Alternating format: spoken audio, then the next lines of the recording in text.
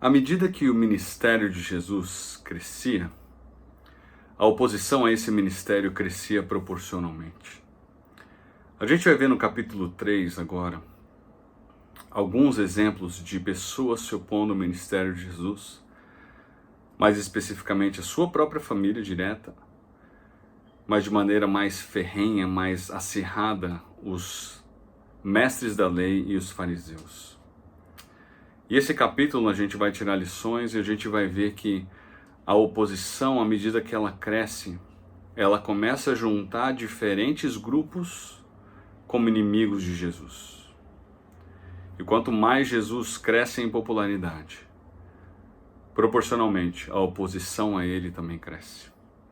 Agora, antes de entrarmos no capítulo 3, eu queria mais uma vez dizer para você parar o vídeo, orar ao Senhor pedindo que Ele fale ao seu coração e leia o capítulo 3 inteiro, para você se familiarizar com os termos, com as palavras, com a história, e à medida que nós formos ler você já está mais inteirado do que a gente vai falar, e aí você não perde os detalhes à medida que eu for falando com você. O capítulo começa numa continuação ali da oposição a Jesus que nós vimos no capítulo 2. Nós vimos 4 momentos aí de oposição a Jesus. Nós vimos a cura do paralítico, depois nós vimos o chamado de Levi, nós vimos Jesus falando acerca do jejum, e por fim nós falamos de Jesus quando ele esteve com os discípulos. O texto começa no capítulo 3 dizendo assim: noutra ocasião Jesus entrou na sinagoga e estava ali um homem com uma das mãos atrofiada. Okay? Então Jesus está lá na sinagoga e tem um homem ali com um problema físico. Alguns deles estavam procurando um motivo para acusar Jesus. Por isso o observavam atentamente para ver se ele iria curá-lo no sábado. Então nós temos aqui já a informação de que esse dia era um sábado. E então havia um grupo, a informação ali do versículo 2, que havia um grupo de homens com o intento de acusar Jesus, ou melhor, de procurar informações que dariam para eles o direito de acusar Jesus. E eles estavam com os olhos bem atentos para ver se Jesus iria curar no sábado. Okay? Então você vê que esses homens já não perdem mais oportunidade de acusar Jesus, né? Esses homens enviados aí de Jerusalém. Aí no versículo 3 a gente vê um contraste entre a atitude desses homens com a atitude de Jesus.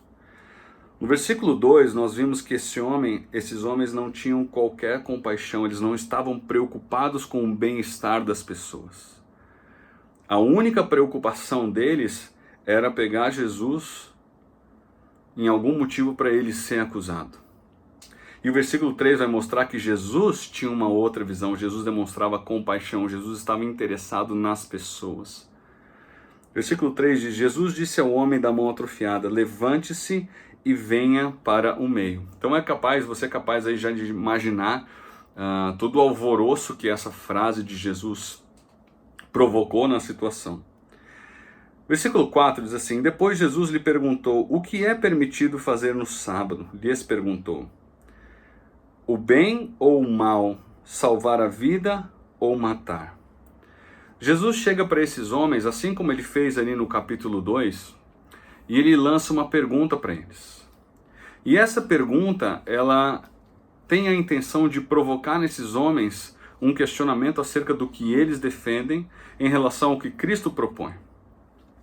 Esses homens entendiam que no sábado não era permitido curar, mas Jesus chega para eles e fala assim: peraí, se há uma necessidade de uma pessoa, e essa pessoa pode ser abençoada com a cura, eu não vou fazer isso porque isso é um sábado? Então o que Jesus está fazendo com eles é o seguinte: Jesus está dizendo, peraí, se eu curar esse homem, eu estou fazendo o bem. Se vocês querem me impedir de curar esse homem, vocês estão fazendo o mal. E versículo 4 termina com: eles permaneceram em silêncio. Eles nada disseram. Versículo 5, a gente tem uma informação bastante importante aqui. O texto diz que Jesus estava irado, indignado. Indignado com o quê? basicamente com o endurecimento do coração desses homens. Ao invés do desejo deles de demonstrar compaixão, esses homens estavam preocupados em seguir as suas próprias tradições. Jesus sabia quem eram os mestres da lei, Jesus já sabia quem eram os fariseus e quais eram os intentos dele. Lá em Mateus capítulo 23, a gente não vai olhar agora, mas Jesus condena severamente esses homens. E uma das coisas que ele diz que eles mesmos não entram no céu e atrapalham aquelas pessoas que querem ir ao céu com as suas leis e suas tradições. Então Jesus aqui está indignado com a indiferença desses homens para com as outras pessoas. E o texto diz que ele olhou para os que estavam à sua volta. Eu acho que é bastante provável que Jesus tenha olhado para cada um desses fariseus. Quem relatou o Evangelho de Marcos foi Pedro. A tradição diz isso, né? Nós vimos isso no primeiro estudo. E Pedro foi uma pessoa que percebeu de perto o olhar de Jesus Cristo. Quando Pedro negou a Jesus, o Evangelho de Lucas vai dizer que Jesus olhou diretamente para Pedro. Pedro sabia o que esse olhar de Jesus significava. E aqui ele relata para Marcos que Jesus olhou para os que estavam à sua volta e profundamente entristecido Jesus estava por causa do coração endurecido desses homens. Mas quando ele fez isso, depois de olhar para essas pessoas entristecido e indignado, Jesus não deixa de fazer o bem. O texto diz assim, ele disse ao homem, estenda a mão. E ele a estendeu e ela foi restaurada. É fabuloso a gente pegar e olhar o que está acontecendo aqui. Jesus curou esse homem com a sua fala. Só Deus pode fazer isso. Há momentos em que Jesus vai tocar na pessoa, há momentos que Jesus vai falar e tocar, há momentos que Jesus vai só falar, e há momentos que Jesus não vai fazer absolutamente nada visível e a pessoa vai ser curada. A gente vai ver isso um pouco mais para frente. E aí o texto diz assim, então os fariseus começaram a conspirar com os herodianos contra Jesus sobre como poderiam matá-lo. É interessante que esses homens eram totalmente indiferentes ao que estava acontecendo. Ao invés de glorificar a Deus, ao invés de se alegrarem com o que havia acontecido, o texto vai dizer que esses homens se juntaram com outro grupo, preste atenção aqui, que era tradicionalmente contrário ao grupo dos fariseus e dos mestres da lei, que eram os herodianos. E eles começaram a conspirar com essas pessoas para ver como elas poderiam matar a Jesus. Inimigos então tradicionais se juntaram para matar Jesus. Isso é no começo do ministério de Jesus, então você vê como é que essa oposição ela vai aumentando ao longo daquilo que Jesus faz. Versículo 7, Jesus retirou-se com seus discípulos para o mar, e uma grande multidão vinda da Galileia o seguia. Perceba que as pessoas cada vez mais querem estar perto de Jesus. Quando ouviram a respeito de tudo que ele estava fazendo, muitas pessoas procedentes da Judeia, de Jerusalém, da Idumeia, das regiões do outro lado do Jordão, dos arredores de Tiro e Sidom foram atrás dele. Ou seja, pessoas de todos os lugares. Pessoas de todos os lugares, norte, sul, leste, oeste, todas as regiões tinham representantes indo atrás de Jesus. Por causa da multidão, ele disse aos discípulos que lhe preparassem um pequeno barco, para evitar que o comprimissem, pois ele havia curado a muitos de modo que os que sofriam de doenças ficavam se empurrando para conseguir tocar nele. Sempre que os espíritos imundos o viam, prostravam-se diante dele e gritavam, tu és o Filho de Deus. Lembra no primeiro estudo que eu falei que nós temos vários exemplos de manifestações de que Jesus era o Filho de Deus? Marcos fala, Deus fala, no batismo de Jesus. Aqui nós temos os espíritos imundos confessando que Jesus era o Filho de Deus. Mas ele lhes dava ordens severas para que não dissessem quem ele era. Vai haver um momento em que Jesus não se opõe mais a essa divulgação de quem ele era, mas até esse momento, a gente vai ver praticamente até o capítulo 8, há essa atitude de Jesus pedindo e falando para as pessoas que elas se mantivessem quietas a respeito de quem ele era. E ele tinha um propósito para isso. No versículo 13, nós vimos que Jesus subiu ao monte e chamou para si aqueles que ele quis, os quais vieram para junto dele. Novamente, eu preciso fazer a ênfase aqui, eu já falei isso em 2 estudos. Diferente do que era o costume naquela época, das pessoas seguirem os mestres, Jesus escolhe quem irá segui-lo. Há uma inversão aqui. Escolheu 12, designando os apóstolos, para que estivessem com ele, os enviasse a pregar e tivessem autoridades para expulsar demônios.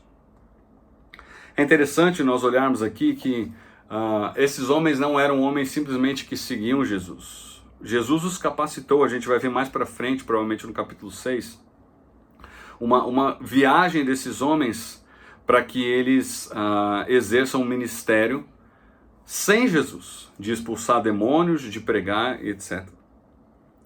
A tarefa ela era tão grande que Jesus usou os seus auxiliares para que o reino de Deus fosse divulgado naquela região. Bastante interessante isso. E esses são os 12 que ele escolheu: Simão, a quem deu o nome de Pedro, Tiago, filho de Zebedeu, e João, seu irmão, aos quais deu o nome de Boanerges, que significa filhos do trovão.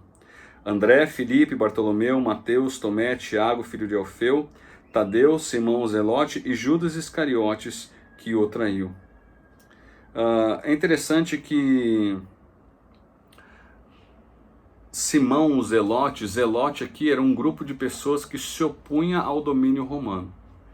Então Jesus tinha no seu grupo de discípulos, a gente não vai gastar muito tempo com isso, mas pessoas das mais variadas ocupações e mesmo intenções políticas.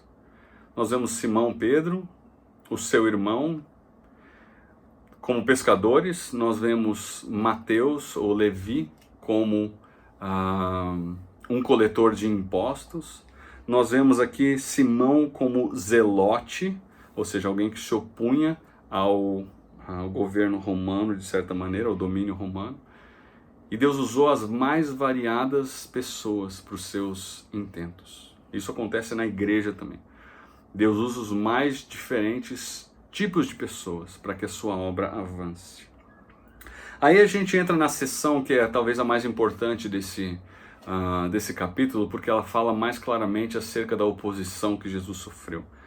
E nesse momento específico aqui do versículo 20 até o final, 35, nós vemos a família de Jesus envolvida e nós vemos novamente os líderes religiosos e os fariseus se opondo ferrenhamente a Jesus. E talvez essa seja uma das acusações mais severas que Jesus recebe desse grupo. O texto diz assim, versículo 20: Então Jesus entrou numa casa e novamente reuniu-se ali uma multidão, de modo que ele e os seus discípulos não conseguiam nem comer.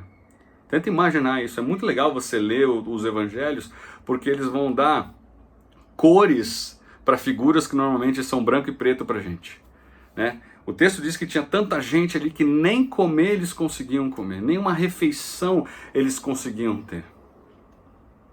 Quando seus familiares ouviram falar isso, saíram para trazê-lo à força, pois diziam: ele está fora de si.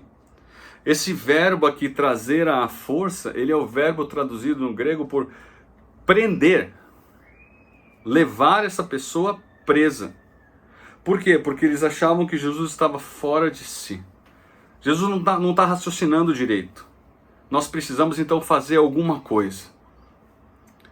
E se essa declaração já não fosse absurda, o texto vai continuar e vai dizer assim: os mestres da lei que haviam descido de Jerusalém. Lembra no capítulo 1, quando eu falei para você que Jesus, quando ele cura aquele leproso, ele envia esse homem para Jerusalém para que ele dê um testemunho da sua cura, e lá os sacerdotes testifiquem de que ele foi realmente curado, e ali ele apresentasse uma oferta.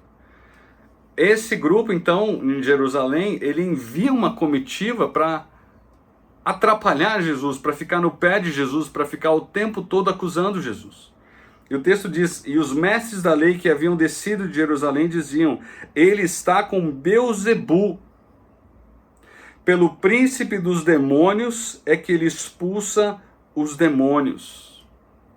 Beelzebu, a tradução mais direta para esse termo é Satanás. Satanás. Né? Essa expressão, muitas vezes ela traz a ideia do senhor das moscas, isso que significa o termo, mas se você for olhar claramente, ele está falando com Satanás. Então o que eles estão dizendo aqui é: Jesus está possuído por Satanás. E é pelo poder de Satanás que ele expulsa os demônios. Gente, essa acusação é séria. Essa acusação é muito séria. E Jesus vai responder com a seriedade que a acusação deles exige, merece. Versículo 23, ele vai dizer assim: então Jesus os chamou, eles falou por parábolas. Parábolas eram histórias ilustrativas, às vezes eram comparações, que eram usadas para ensinar um princípio específico, ok? Uma das traduções, inclusive, da ideia de parábolas são provérbios, tá? Então são pequenas frases que trazem uma história ou um relato capaz de ensinar um princípio. E é isso que Jesus fez com esses acusadores dele. Como pode Satanás expulsar Satanás? Jesus expõe a ridícula afirmação deles. Peraí, vocês estão dizendo que Satanás está expulsando a ele mesmo? Se um reino estiver dividido contra si mesmo, não poderá subsistir. Jesus está dizendo para esses homens: peraí, o que vocês estão falando não faz qualquer sentido. Se Satanás estiver lutando contra ele mesmo, não há nada que a gente precise fazer, porque uma hora ele vai estar acabado. Ele vai destruir o seu próprio reino. Se uma casa estiver dividida entre si mesma, também não poderá subsistir. Se as pessoas dentro de um lar não tiverem um objetivo comum, esse lar vai ser arruinado. E se Satanás se opuser a si mesmo e estiver dividido, não poderá subsistir. Chegou ao seu fim, acabou, não tem o que fazer mais. De fato, ninguém pode entrar na casa do homem forte e levar dali os seus bens sem que antes o amarrem. Só então poderá roubar a casa dele. Jesus vai usar essa parábola aqui para ensinar o princípio. Eu lhes asseguro. Aí Jesus vai fazer uma declaração. Em verdade vos digo. E nós precisamos prestar atenção nessa declaração de Jesus. Que todos os pecados e blasfêmias dos homens lhes serão perdoados. Mas quem blasfemar contra o Espírito Santo nunca terá perdão. É culpado de pecado eterno. Jesus aqui vai fazer uma declaração que é uma declaração extremamente forte. E a gente precisa entender o que Jesus está falando aqui. Na realidade, existe aqui pelo menos duas correntes acerca do que Jesus está dizendo com relação a essa blasfêmia contra o Espírito Santo. O que seria essa blasfêmia contra o Espírito Santo? Há duas correntes aqui, e a primeira delas vai dizer que é o pecado da incredulidade, de não se crer no Senhor Jesus Cristo. E a segunda corrente, ela vai dizer que a blasfêmia contra o Espírito Santo é atribuir a Satanás uma obra do Espírito Santo com a presença de Jesus naquela cena.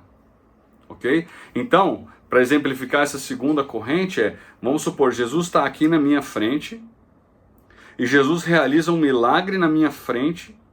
E ao invés de eu atribuir isso ao poder de Deus, eu atribuo isso ao poder de Satanás. Que foi justamente o que os fariseus, que os mestres da lei fizeram. Eles atribuíram a Satanás algo que Jesus havia feito. Então, assim como existem essas duas visões, também existem duas visões acerca de se esse pecado pode ocorrer hoje ou não. Então, se o pecado é incredulidade, se blasfêmia contra o Espírito Santo é incredulidade, ele pode claramente ocorrer hoje. Mas se a blasfêmia contra o Espírito Santo é atribuir ao diabo uma obra que Jesus, em presencialmente, realizou, atribuir isso a Satanás, a possibilidade da blasfêmia contra o Espírito Santo, ela não existe, ok? Nos dias de hoje, ela só é possível com a presença de Jesus Cristo na minha frente, ele realizando um milagre e eu atribuindo esse milagre a Satanás e não ao Espírito Santo de Deus. Isso seria blasfêmia, ok? Seria blasfêmia contra o Espírito Santo. Jesus falou isso, ele termina no versículo 30, porque eles estavam dizendo, ele está com o espírito imundo. Então esses homens estavam acusando Jesus de estar possuído por Satanás. Fizeram uma acusação ridícula, que Satanás estaria expulsando o próprio Satanás. E Jesus expõe o pecado deles e diz que essa afirmação deles não tem perdão. Ok? E aí nos versículos 31 a 35 a gente tem um encerramento aí desse capítulo 3. E o texto vai dizer assim... Esse versículo 31, na verdade, se você for olhar, ele é como que uma continuação aí do versículo 21. É como se Marcos tivesse feito um parênteses aí entre os versículos 22 e o versículo 30, ok? Então eu vou ler os versículos 20 e 21 e aí eu vou continuar no 31 para você ver.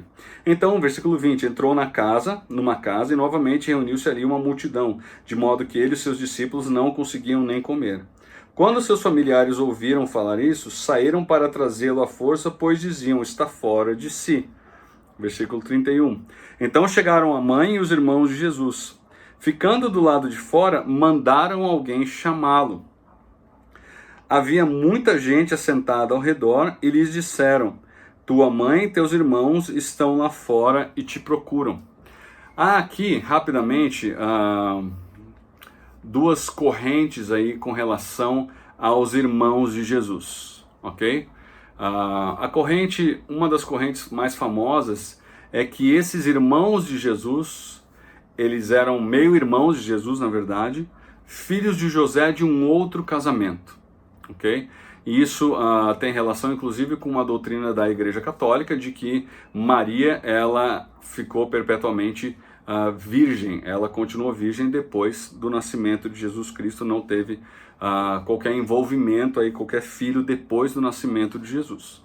Mas não existe qualquer evidência bíblica para isso. O que é mais provável é que esses irmãos de Jesus foram pessoas que nasceram, irmãos e irmãs, o texto bíblico também fala que havia irmãs, que nasceram depois do nascimento de Jesus, na relação entre Maria e José. Então eles eram meio-irmãos de Jesus, e no caso aqui, filhos de Maria e de José. E o texto de João, capítulo 7, vai dizer que esses irmãos e irmãs de Jesus não acreditavam nele. Não acreditavam nele, pelo menos a princípio. A gente vai ver mais tarde que isso mudou. E Jesus respondeu, versículo 33, quem é minha mãe e quem são os meus irmãos? Perguntou ele. Então olhou para os que estavam assentados ao seu redor e disse, aqui estão minha mãe e meus irmãos. Quem faz a vontade de Deus, este é meu irmão, minha irmã e minha mãe.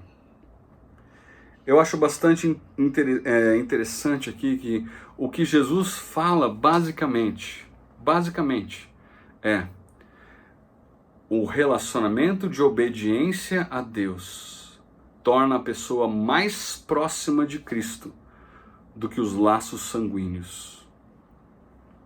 O que Jesus está dizendo, aqueles que fazem a vontade de Deus, quem faz a vontade de Deus, esse é o meu irmão, essa é a pessoa que tem vínculo comigo. Eu não acho uma crítica à sua família. Mas ele está dizendo que a pessoa que ama Deus, ela faz a vontade de Deus. E a pessoa que faz a vontade de Deus, ela é da família de Deus. E Jesus está dizendo, quem faz a vontade de Deus, esse é meu irmão, minha irmã e minha mãe. A gente viu rapidamente aqui a oposição crescendo de uma maneira exponencial, de uma maneira que não vai deixar dúvidas do que vai acontecer lá na frente com Jesus Cristo. Nós vimos ali que os fariseus se juntaram com os herodianos para tentar matar Jesus. Já falei no capítulo 2 ali que a acusação de blasfêmia é a acusação que vai levar Jesus para a cruz. Então a gente já vê esses elementos se juntando para que Jesus seja levado aí para a sua morte.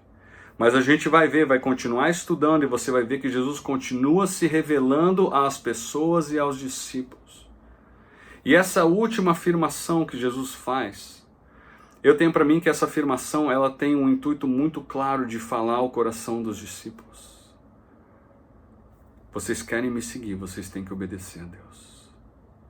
Vocês querem ser chamados pelo meu nome, vocês têm que obedecer a Deus. Vocês têm que fazer o que é vontade de Deus. E foi o que Jesus fez ao longo do seu ministério. A gente vai continuar vendo isso nos capítulos seguintes. Ok? Que Deus te abençoe e te guarde. Até a próxima oportunidade de nós estudarmos aí.